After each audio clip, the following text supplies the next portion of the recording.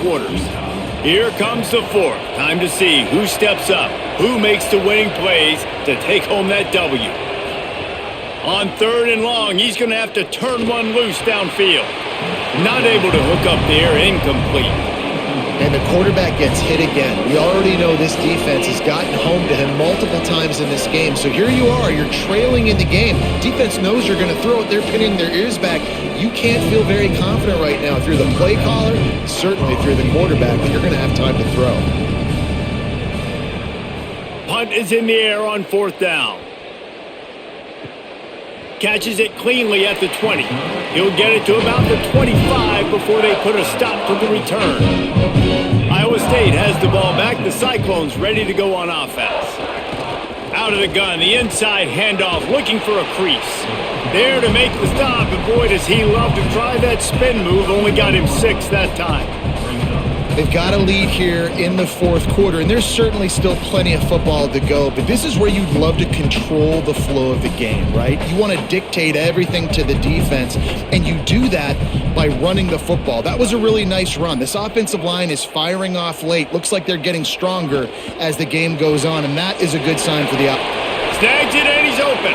They make the stop, and he'll have enough yardage for a 1st down.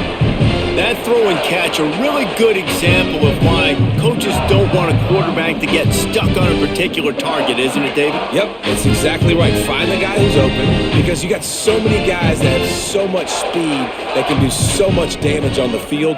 Find my matchup, get it to him, let him do the rest. And he doesn't find much running room, a short gain on the play. At this point of the game, the offense has the lead. The offensive coordinator knows they want to keep running the football. So he's going back, he's looking at his playlist, and he's saying, which runs work the best for me in this game? What can I lean on right here to make sure we win this one? Try to make up for some of that lost ground on 2nd down. Wide receiver comes in motion.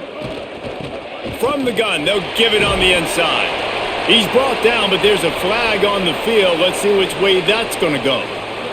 The offense comes back out with a new set of downs after the penalty.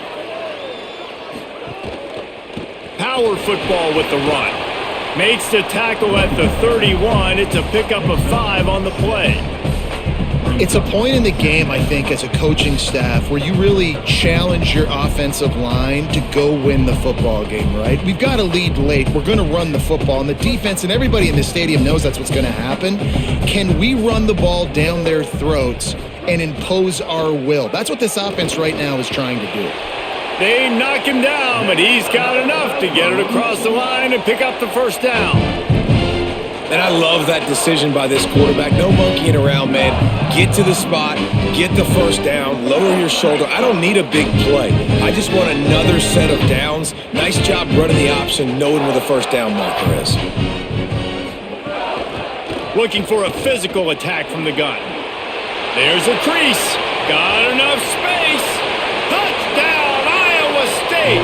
And they add 6 more to the board with that trip to the house. Man, what a nice touchdown run. And this is a team effort, right? It's got to start with the offensive line to give you that crease. And then the wide receivers start to kick in. And the running back, he handles the rest. Nice touchdown run.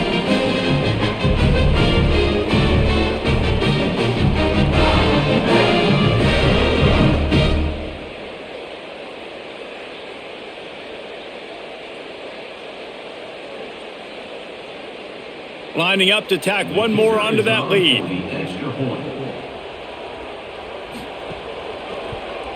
And he makes the extra point. So that was a 6-play, 75-yard drive. And the finisher came on a terrific 24-yard run to the house.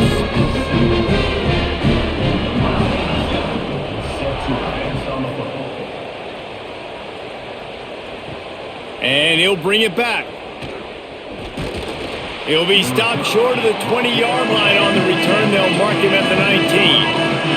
The Utah offense returns ready to go back on the attack. Weeks like this are tricky, but you have to respond better than they have, and I would expect they'll take a major hit in the rankings next week. Moves it out to the 34-yard line. A nice 15-yard gain on that one. This defense has really done a good job containing this superstar quarterback. Like, But now it's a big-time moment. In the fourth quarter, you know the ball's going to be in his hands. Got to get to him. Got to ruffle his feathers, hit him a few times, make him feel uncomfortable. Wide receiver going in motion. Dropping back, it's Dampier. Swings it out to the flat. Got the completion, but nowhere to go as that defense reacted quickly. You know, you got to be careful as a QB throwing to your running back in man coverage. If there's a linebacker draped all over him, then that ball's not going anywhere. And you just saw it right there. Better play by the defense. Behind the chains now on 2nd and long. Back to pass. And it'll be incomplete. This defense is physical in pass deep. Got to give this defense credit, guys, because all game long they have forced their opponent to be one-dimensional. They haven't allowed anything to happen in the passing game. As a result, we're here in the fourth quarter. They barely allowed over 100 yards passing. It'll be 3rd and long.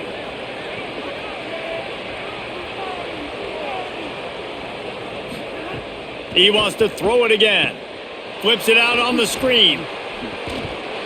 He stopped short of the 40, right at the 39, and it's 4th down.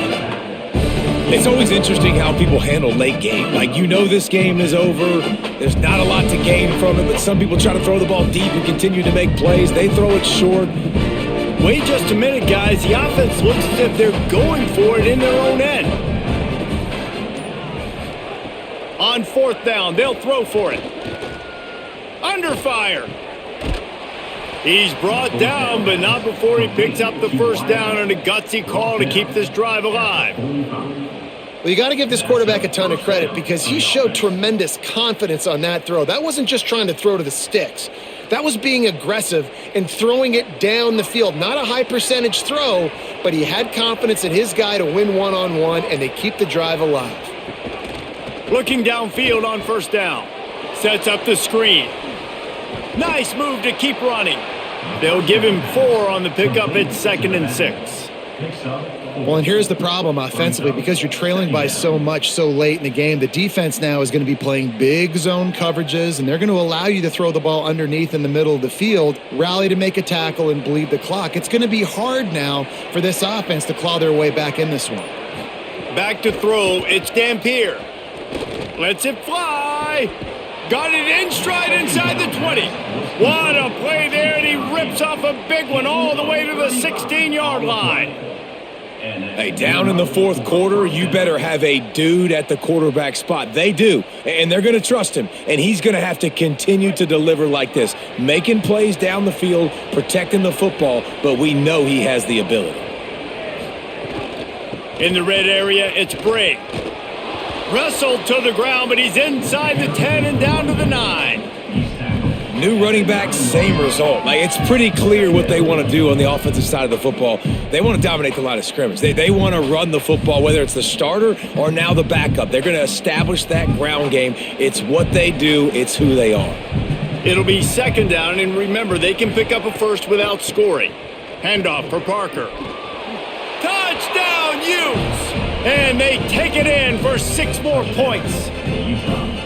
The best running backs are the guys that can just sniff out the end zone. That running back showed you all of his freakish ability on that play.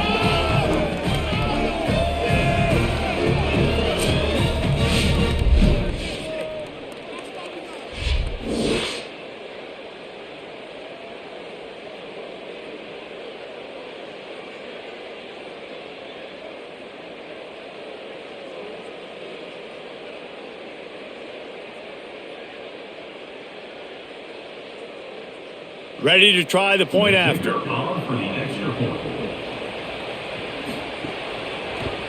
And the extra point is good, but they're still down 24-14. They put together an 81-yard drive, and what a way to finish it with a 9-yard touchdown run. Number 17, set to kick it away. And no chance at a return. Here they'll start this drive at their own 25. Iowa State's offense heads out to get this drive underway.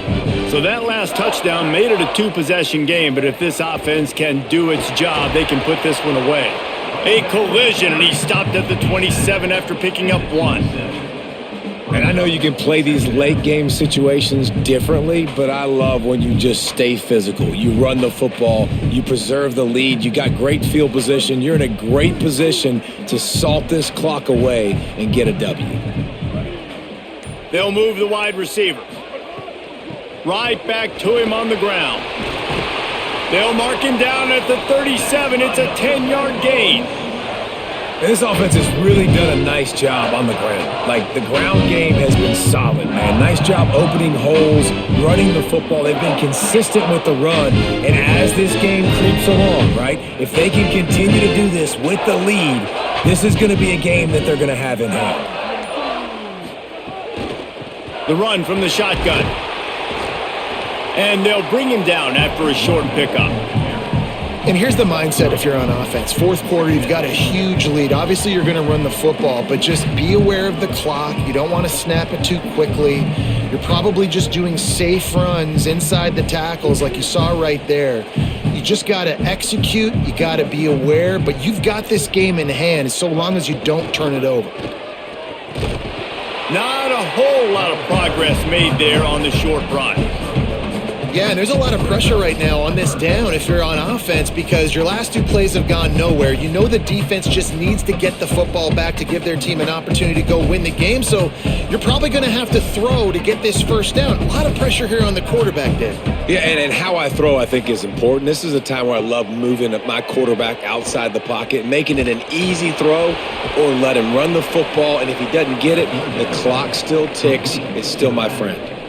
Really good job by the defense there, understanding pass, dropping back, but not losing sight of that running back and letting that quarterback throw it to him where he can pick up some extra yards and get that first down. They did a great job covering the whole field and making sure that running back got nowhere. And the Cyclones will try to pin them back with the punt. Let's see if he can help the coverage team out with this one. And the punt hits at the 6, and they can't down it, and it'll be a touchback. So the Utes are ready to begin this drive on offense. They get the ball back after the punt, and they've got to be efficient here as time is winding down. Nice catch along the sidelines, but they get nothing out of it. And this offense is going to have to come up clutch, man. Like late in the football game, you are trailing. This is why you get paid the big bucks. This is why the quarterback is the glamour position. Like, you've got to trust him. He's got to come through. They got to put a few drives together here to get back in this football game. Back to throw, it's Dampier. Unloads to the wideout. Makes a connection. And they'll move the chains and get it to the 47-yard line. This is the moment for this offense to put a drive together. It doesn't matter what's happened up to the point of this game, but you're trailing right now. You got to put some points up on the board. This is where all 11 guys need to be playing together as one. The Utes peeled off a huge chunk of yardage through the air and now back to the line. Fires to the big fella. Didn't pick up a lot there, moved it forward just a few. Nice route there by the tight end, making it real easy for his quarterback to find an easy completion.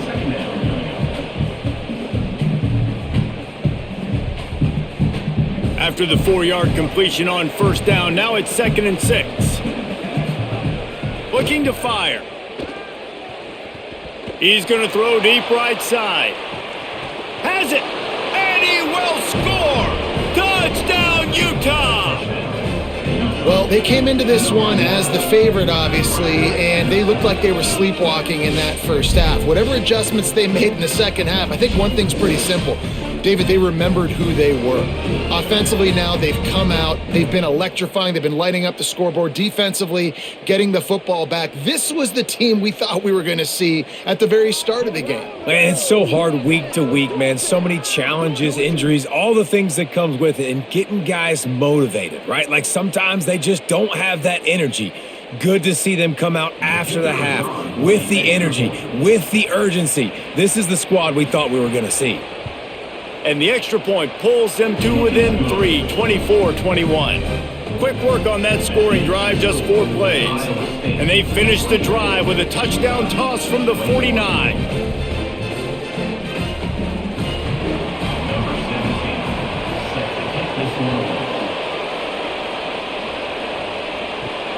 Coming out with it, it's Boyd.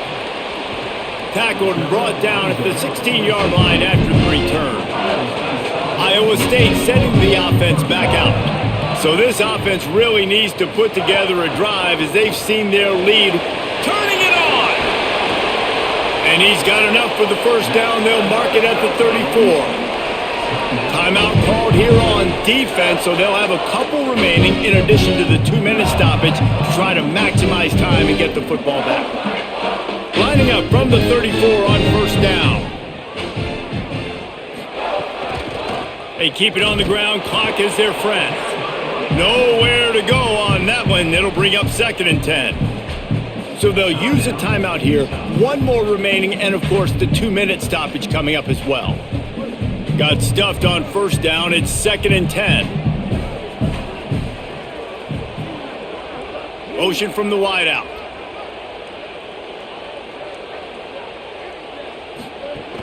Now the play fake. Trying to make magic with his feet. And he gets it just beyond the line of scrimmage before he gets down. They'll use a timeout on defense here. That's their final one. The clock stops just once more at the 2-minute mark. It's 3rd and 5.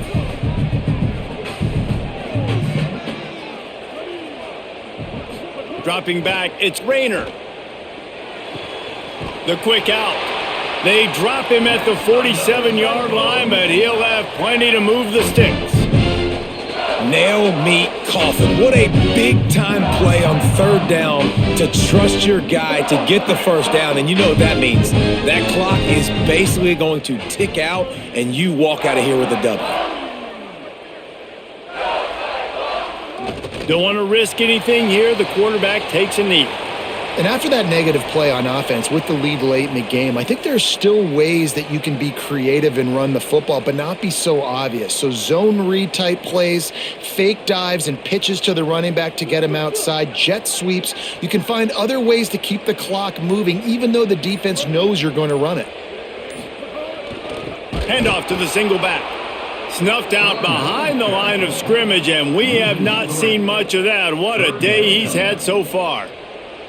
I think if you're offense here, the game boils down to this one play on 3rd down with the lead late. If you get the first down, that's ball game. There's not enough time left for the defense to get it back and go march down the field. So let's dial up our best play offensively. Let's make sure our best players are touching the football here.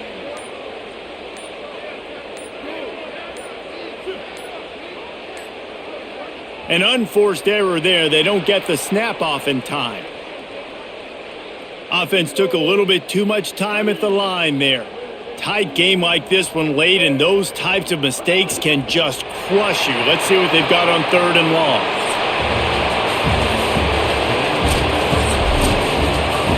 It's really the most common type of upset we see every year. The home field advantage is so big, and especially when you have a ranked team come to town, they love to play spoiler. Yes, and what needed to happen happened in this football game. Something good to happen early to get the belief and to get this crowd involved. And when the crowd gets involved, Jesse, it changes the game, and I think it had a lot to do with the outcome today. I agree. I'll tell you, regardless whether this team is ranked or unranked, when their home crowd is like they were today, they're tough to beat, period. And you know this crowd and these fans, they're going to be celebrating this win for days and days to come.